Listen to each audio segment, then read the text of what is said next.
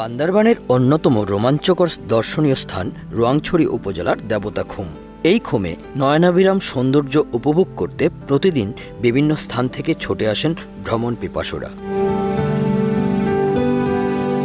কিন্তু গেল বছর পাহাড়ের দুটি ব্যাংকের ডাকাতি এবং সন্ত্রাস বিরোধী অভিযানের কারণে অনির্দিষ্টকালের জন্য নিষেধাজ্ঞা জারি করে প্রশাসন। এরপর থেকে পর্যটক শূন্য হয়ে পড়ে উপজেলাটি।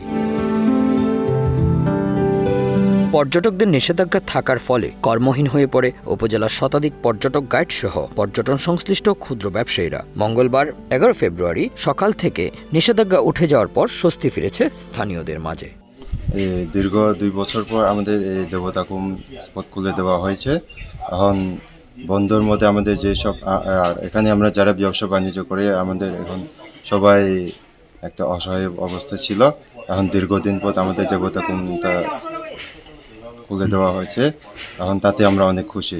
আলহামদুলিল্লাহ, আমরা দেবতাখুম খুলে দেওয়াতে বান্দরবনে আমরা যথেষ্ট পরিমাণ পর্যটকের সাড়া পাচ্ছি। বিভিন্ন ধরনের ব্যাংক থেকে লোন টোন নিয়ে আমরা ব্যবসা করতেছি, এই পর্যটকের উপর নির্ভর।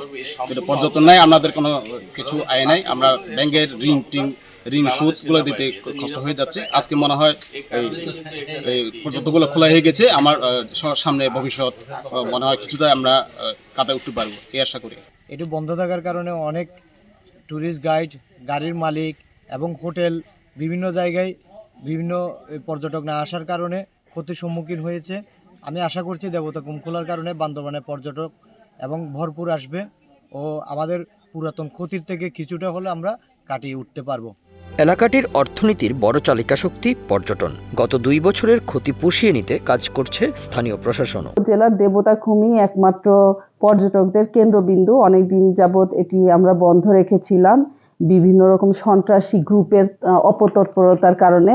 তো ইদানিং বিভিন্ন রাজনৈতিক ব্যক্তিবর্গ, লোকাল যে এলিট আছেন, একেবারে তৃণমূল পর্যায়ের জনতা, আমাদের আইন শৃঙ্খলা বাহিনী যারা আছেন এখানে কাজ করছেন সম্মিলিত এবং আমাদের প্রশাসন সবার সম্মিলিত মতামতের ভিত্তিতে 11 ফেব্রুয়ারি মঙ্গলবার এটি ওপেন করার চিন্তা ভাবনা করছি। মঙ্গলবারে এটি ওপেন করতে যাচ্ছি।